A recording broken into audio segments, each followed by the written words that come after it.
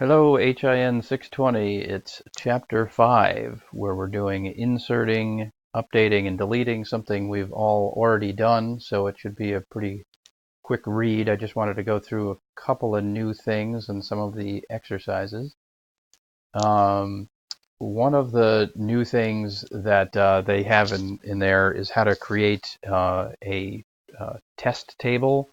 I don't think I need to go through that example, but I think it's a really good idea if you don't want to mess with the data that you're using to create copies of tables and just call it a different name and then use that to fire some queries against or updates and deletes and that sort of thing. So that's a good idea. You can always keep your creation scripts around that you originally made and then just rerun them on your old tables too, either way.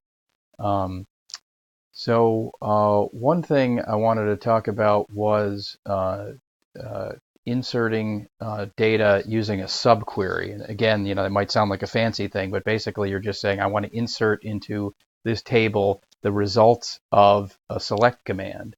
And the example I came up with for that is, let's say you wanted to create a subtable of vendors that were only from California.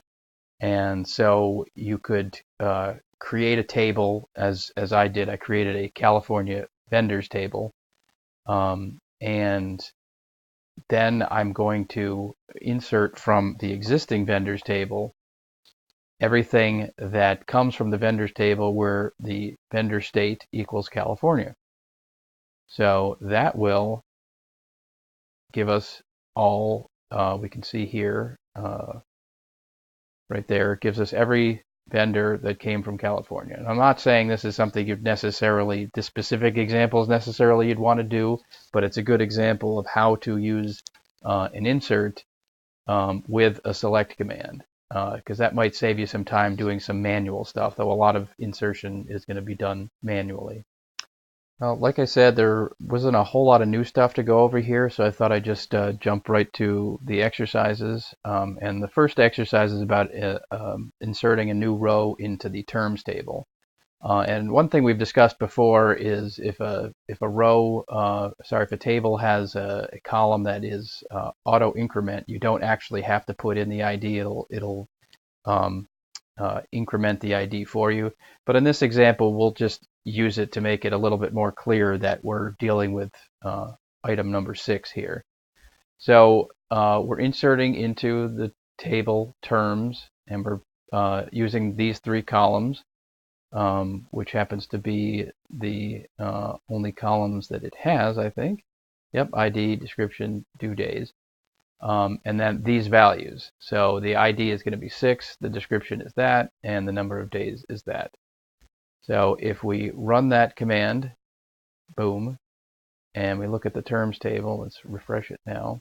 You see there's now a new value in there. Pretty simple. We've done it before.